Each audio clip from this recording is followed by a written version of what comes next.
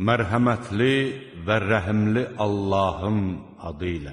قال رب اشرح لي صدري ويسر لي أمري واحلل عقدة من لساني يفقهوا قولي.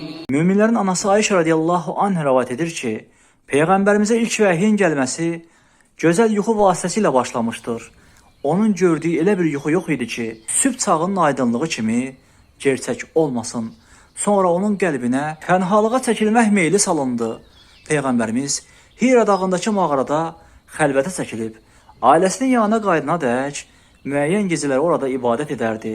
Sonra Xədicə anamızın yanına qayıdıb, yenə bir o qədər müddət qalmaq üçün azuqə götürərdi. Nəhayət, Peyğəmbərimiz Hira dağındakı mağarada olarkən ona haqq nazil oldu. Mələk onun yanına gəlib, oxu dedi. O isə, mən oxumağı bacarmıram deyə cavab verdi. Peyğəmbərimiz demişdi, o zaman mələk məni tutub, taqətim kəsilənədək sıxdı. Sonra da buraxıb, oxu dedi. Mən də oxumağı bacarmıram dedim. Bu hadisə 3 dəfə təkrarlanır. Sonra da buraxıb dedi, yaradan Rəbbinin adı ilə oxu. O insanı qan laxtasından yarattı. Oxu, sənin Rəbbin müqayisəsiz səxavətə malikdir. O, qələmlə yazmağı öyrətdi. İnsana bilmədiklərini öyrətdi. Bismillahirrahmanirrahim. اقرأ باسم ربك الذي خلق خلق الإنسان من علق اقرأ وربك الأكرم الذي علم بالقلم علم الإنسان ما لم يعلم كلا إن الإنسان ليطغى أن رآه استغنى إن إلى ربك رجعا. Bu hadisədən sonra Peyğəmbər sallallahu aleyhi və səlləm qorxudan ürəyi əsərsə həmən ayələrlə geri döndü. O, Xədicə anamızın evinə daxil olub, üstümü örtün dedi. Onun üstünü örtdülər. Nəhayət, qorxu ondan keçib getdi və Peyğəmbərimiz başına gələni Xədicə anamıza danışdı. Mən başıma bir iş gələcəyindən qorxdum. Xədicə anamız dedi, xeyr, Allaha and olsun ki, Allah səni heç vaxt rüsva etməz.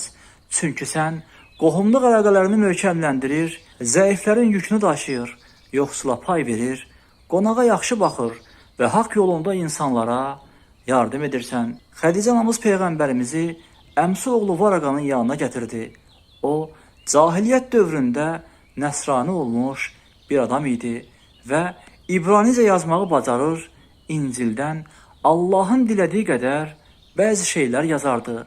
O artıq gözləri kör olmuş, qoca bir kişi idi. Xədicə anamız dedi, ey əmim oğlu, qulaq as gör qardaşın oğlu nə deyir? Varaqa ondan, ey qardaşım oğlu, sən nə görürsən? Peyğəmbərimiz gördüyü şeyləri ona xəbər verdi. Varaqa ona dedi, o gördüyün Allahın Musaya göndərdiyi sirrin sahibidir. Yəni, Cəbrail əleyhissalamdır. Kaş, dəvət edəcəyin vaxt mən gənc olaydım. Kaş, qövmün səni yurdundan qovacağı zaman sağ olaydım. Peyğəmbər sallallahu aleyhi və səlləm soruşdu, məgər onlar məni qovacaqlar? Varaqa dedi, bəli, sənin gətirdiyinin bənzərini gətirən, Allahın dinini təbliğ edən elə bir kişi olmayıb ki, onunla düşmənçilik etməsinlər. Əgər həmin dəvət edəcəyin günə qədər yaşasam, var gücümlə sənə kömək edəcəyəm. Lakin çox keçmədi ki, Varaqa vəfat etdi və bir müddət vəhy nazil olmadı. Başqa hədisdə Peyğəmbər sallallahu aleyhi və səlləm demişdir, bir dəfə mən yol gedərkən göydən səs eşitdim və başımı yuxarı qaldırdım. Bir də gördüm ki, Hira dağında yanıma gələn mələk göylə yer arasında olan kürsünün üzərində əyləşmişdir. Mən ondan qorxdum, evə qayıdıb, üstümü örtün dedim. Uca Allah da, ey əbasına bürünüb, örtünmüş Peyğəmbər, qalx və insanları xəbərdar et. Təkcə Rəbbini uca tut, geyimini təmiz saxla, pis şeyləri tərk et, ayələrini nazil etdi. Sonra vəhy çoxaldı və bir-birinin ardınca nazil olmağa başladı.